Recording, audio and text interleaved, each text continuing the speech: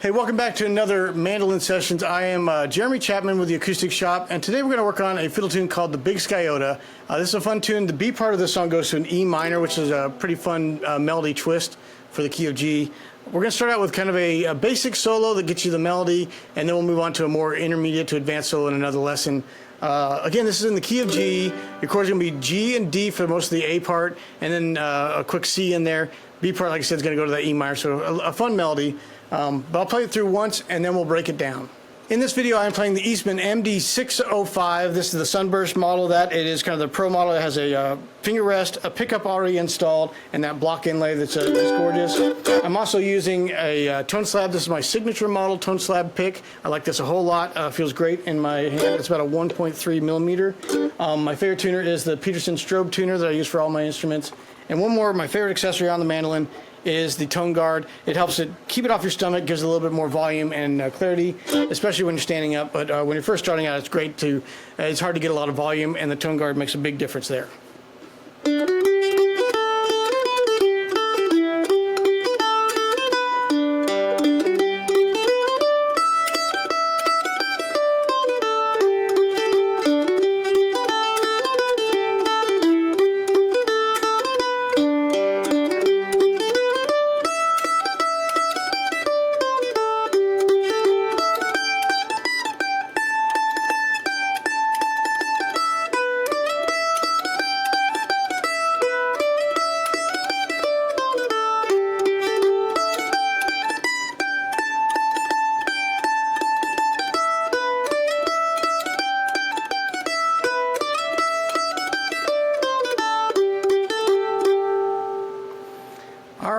So we're going to start out with the D string. The pickup notes again are coming in on that last beat of the measure before it. So if you're counting it, it'll be like 1, 2, 3, 0, 4. And that's the fourth beat. That's a 4 end. And if they're tied together like that, remember that's a down up stroke. They're eighth notes. The first one's always down. The second one on that little hook is going to be an up stroke.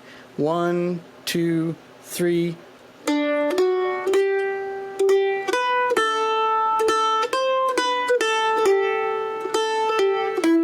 There you go. We're going to break it down just those two measures. So it starts out with a quarter note on that 5th fret of the D string, and you can do a quarter, so that's just a single down. Get your pick back up for another down on the next 5. And then this has that section where we're going to go past the A string and catch it with an upstroke because it's the end beat of that second. 1, 2, end, down, down, up, and then open A, quarter note, again, down, up with an 0-3. So it's 5, 5, 2, 0, 0, 3, and then we go on to measure 2, and it starts with 2 eighth notes, down, up, down, down, up, down. So it's almost the opposite rhythm-wise as the first measure. First measure, the 1 and 3 are the quarter notes. On the second measure, the 2 and the 4 are the quarter notes. Down, down, up, down, down, up, down, up, down, down, up, down. And it's going to do almost the same, it is the same exact measure as the first one. Down, down, up, down, down, up. And then we're going to go on this fourth measure, all quarter notes here. 2, open D, open G. So down, down, down. Those pickup notes again, 0-4. And then that fifth measure, 5.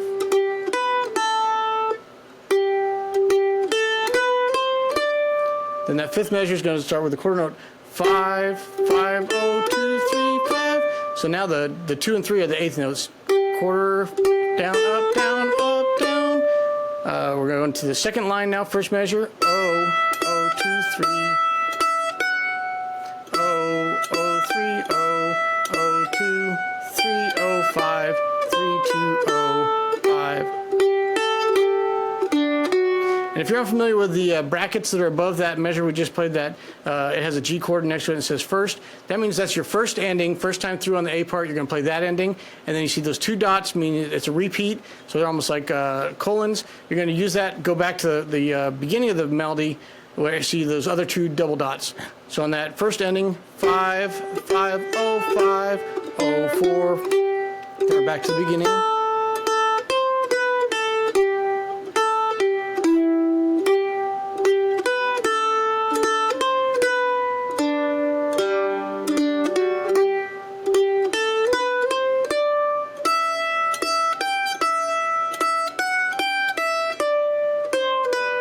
Now we've already played the first ending, so we're going to skip that one and go to the second bracket that says second.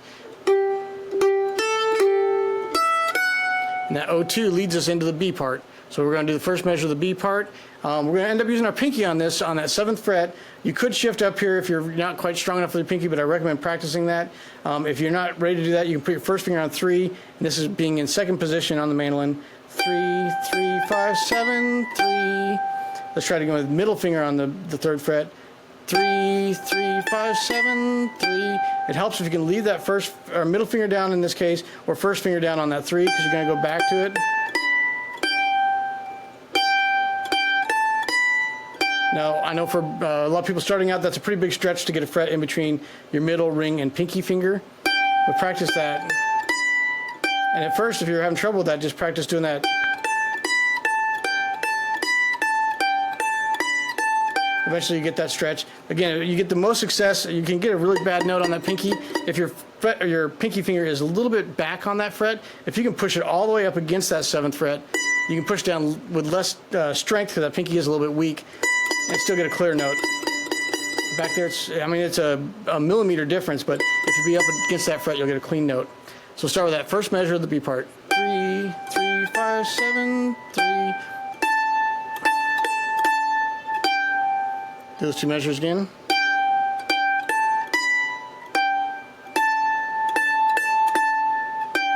The next measure is almost the same. 3, 5, 5, 5, 5, 3, 0. Now we're going to do a fun ring finger slides from 5 to 7. If you haven't practiced slides yet, this is a great place to do it. You're going to slide your ring finger starting on the 5th fret, and you're going to slide up and stop on the 7th. It takes a little practice to not come short or go past it. You're just going to stop on that 7th fret. This is a quarter note slide, so it counts as if you did 2/8 notes. So you do a down, and you get your pick back ready for that next downbeat. So it's down, down, down. So when we get to that 7th fret, we're getting to an E note, and then on the mandolin, instead of always going straight for that open E string, a lot of times we'll slide into the E note on the A string, and then play it on the open E. 2, slide, E, O, 2. Again, that second measure of the 3rd line. 2, slide, E, 3, 3. We're going to do that same 2, slide, E.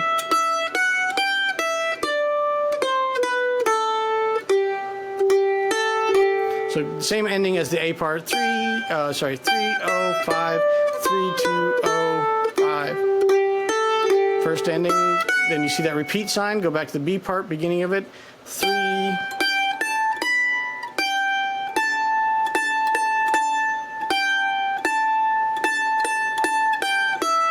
2, slide, E, O, 2. Same thing again. We already did the first ending, so we're going to do the second ending. And there you go. We're going to play the entire melody once, then I'll do chords for the entire solo, so you guys can practice switching off between melody, rhythm, and then getting back into the melody again. Remember, when we're getting to the end of the chords on the B part, second time through, you're going to have that E minor, D, and you're only going to get to do 1 G, and then pick up your 2 pickup notes. Those 2 pickup notes fall at the same 4th beat that we would be doing our second G, and you can't do both of them at the same time, so you got to skip the second G chord so that you're ready for your pickup notes of 0, 4. And I'll point that out when we get to there. 1, 2, 3.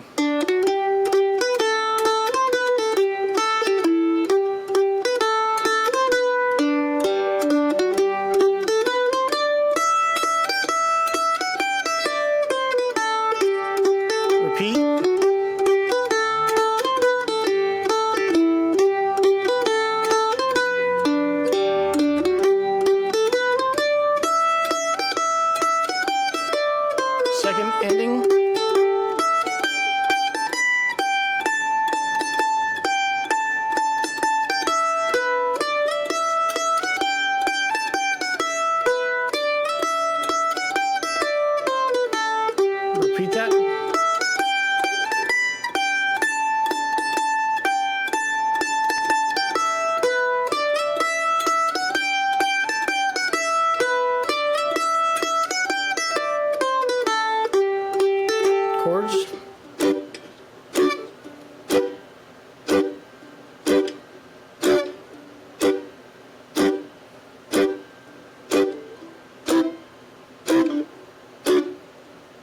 We're going to repeat that. G, D, G. G, D, G. C, D, G. B part. G, D, D, C, E minor, D, G. Repeat that. D, C, E minor, D, 1 G.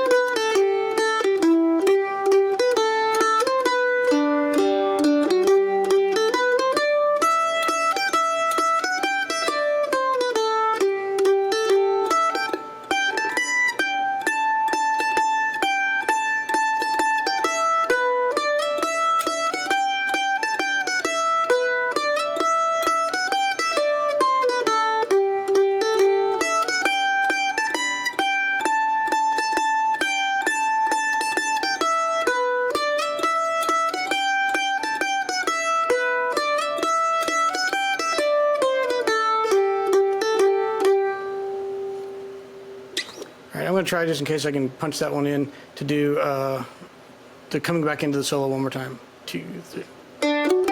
So G. So do E minor, D. Get one more G.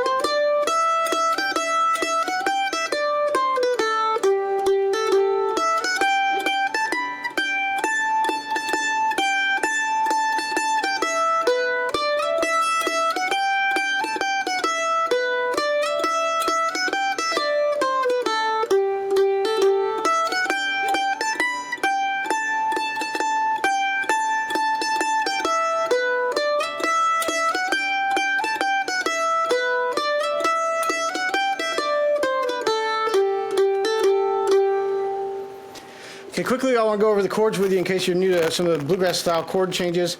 Our G chord, 2, 3. You can do just a 3-finger version of it, or if you're just kind of starting out, a 2-finger version of it, which would be 2 on the A string, 3 on the E string. You can add your ring finger to the 5th fret of the D string, and then big stretch, 7th fret of the G string for that full bluegrass chop chord. So you got G, and then jump that up and over to a D chord, and back to G. So that's really good practice going between those two. Some people keep that pinky where it's at, drop that ring finger down and do their D chord that way. I normally shift my whole hand up. So the D chord is going to be, again, 2-finger version of it. It would be 4 on the D string, 5 on the A string, 7 on the G string if you're doing a 3-finger chord. G, D, G. And then when it gets to the C chord, C is just like this G chord, just jump up 1 string.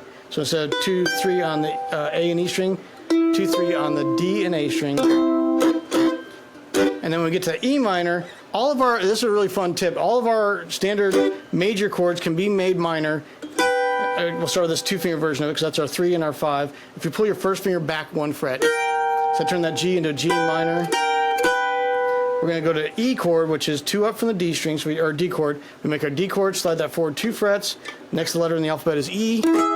So it's 6 on the D string, 7 on the A string, and if you're doing a 3-finger version, it'll be 9 on the G string. Again, you pull that first finger back to the 5th fret, that makes it an E minor chord. So a full 3-finger version of that would be 5, 7, 9. So those are the 4 chords that you're going to use in the melody of Big Sciota.